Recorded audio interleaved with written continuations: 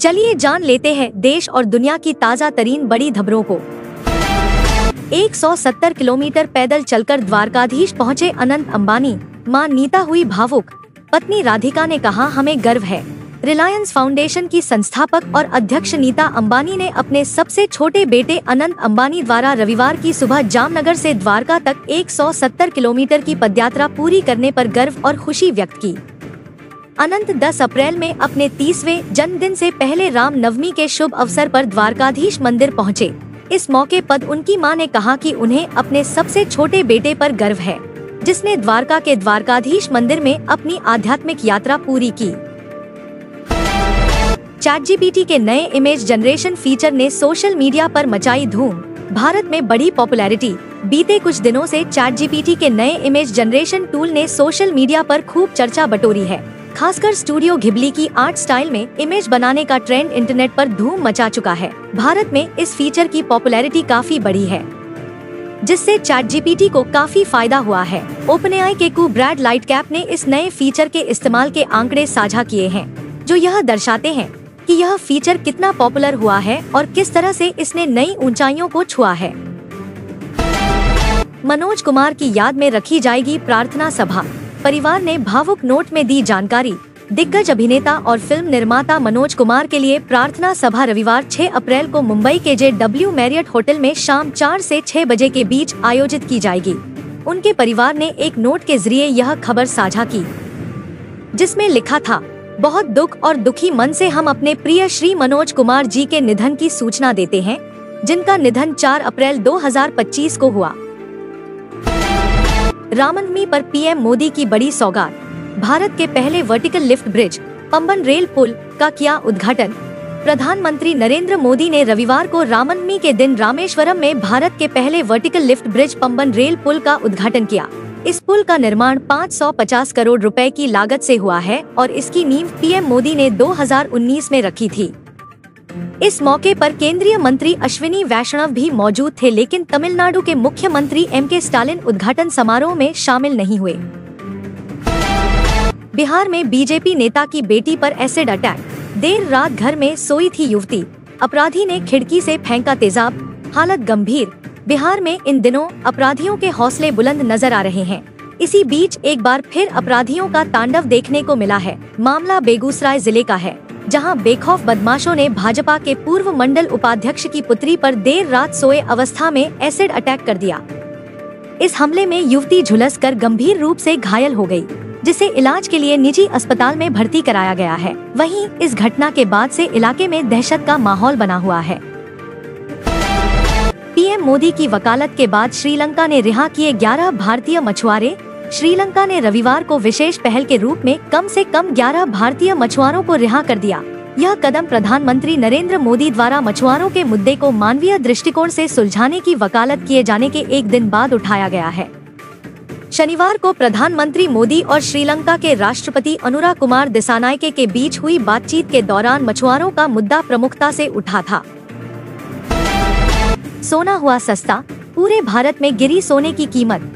सोने की कीमतों में एक बार फिर बदलाव देखा जा रहा है और इस बार ये बदलाव सोना खरीदने वालों के लिए राहत भरा है। खासकर दिल्ली और मुंबई जैसे बड़े शहरों में सोने के दाम में अच्छी खासी गिरावट दर्ज की गई है। वहीं देश के अन्य शहरों में भी यही ट्रेंड नजर आया है। ऐसे में अगर आप सोना खरीदने की योजना बना रहे हैं, तो ये समय आपके लिए फायदेमंद हो सकता है। दिल्ली में CNG की कीमतों में बढ़ोतरी, अब गाड़ी चलाना होगा महंगा। दिल्ली में CNG की कीमतों में एक बार फिर बढ़ोतरी हो गई है, जिससे राजधानी में वाहन चालकों के लिए सफर करना महंगा हो सकता है। अब CNG की कीमत 76.09 रुपए प्रति लीटर तक पहुंच गई है, जो पिछले मुकाबले में 1 रुपए की बढ़ोतरी का संकेत देती है। इस बढ़ोतरी के पीछे सरकार के द्वारा MPM गैस की कीमतों में 4% का इजाफा किया जाना मुख्य कारण है।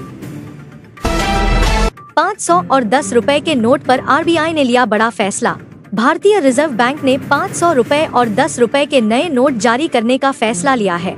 इस कदम के तहत इन दोनों नोटों में कुछ महत्वपूर्ण बदलाव किए जाएंगे, जो मुद्रा प्रणाली को और भी सुरक्षित और सुविधाजनक बनाएंगे।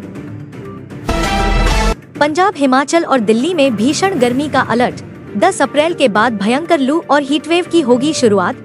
देश के उत्तर पश्चिमी राज्यों में गर्मी की लहर ने दस्तक दे दी है और भारतीय मौसम विज्ञान विभाग ने अगले 6 दिनों के लिए कई राज्यों में भयंकर लू और हीटवेव का अलर्ट जारी किया है।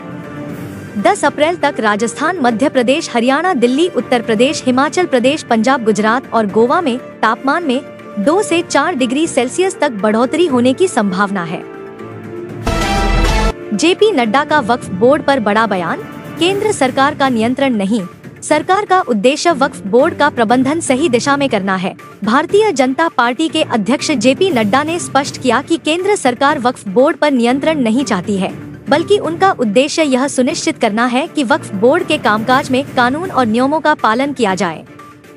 उनका कहना था कि वक्फ संपत्तियों का सही तरीके से उपयोग मुस्लिम समुदाय में शिक्षा, स्वास्थ्य सेवा और रोजगार के अवसर बढ़ाने के लिए किया जाए। 3000 मुस्लिम, सिर्फ 250 हिंदू वोटर, फिर भी गांव की सरपंच बनी हिंदू महिला, मजहब नहीं बना दीवार।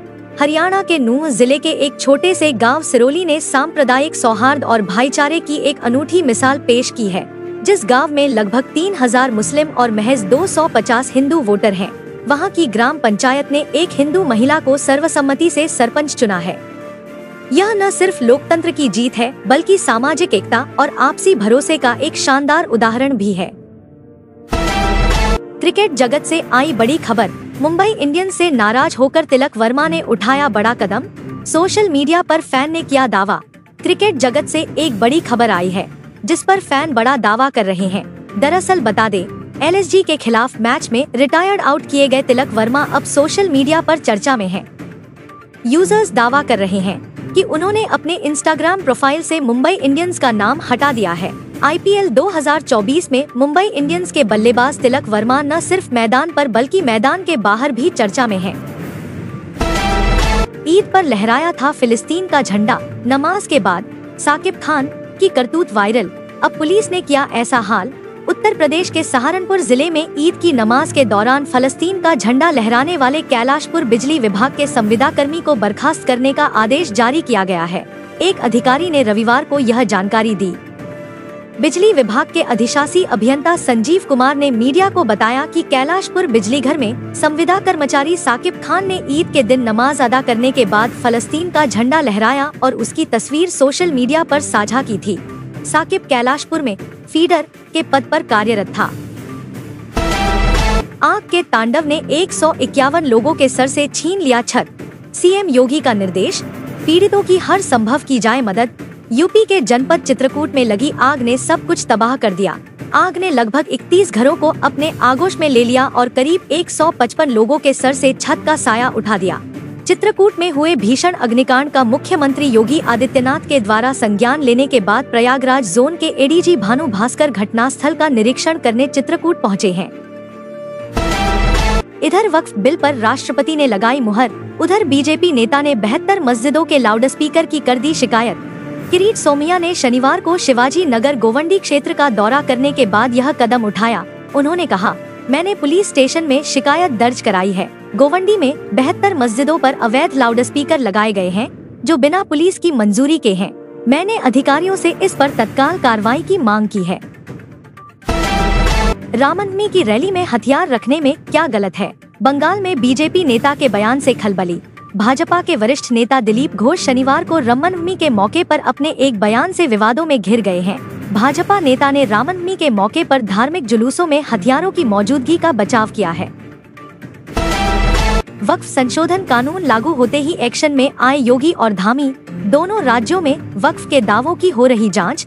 संसद में वक्फ संशोधन बिल पास होने के बाद बीजेपी शासित राज्य वक्फ की अवैध संपत्तियों को लेकर एक्शन में आ गए हैं। यूपी की योगी सरकार और उत्तराखंड की धामी सरकार ने तो मोर्चा खोल दिया है। दोनों ही सरकारों ने प्लान तैयार कर लिया है और मुख्यमंत्री एक्शन में नजर आ रहे हैं।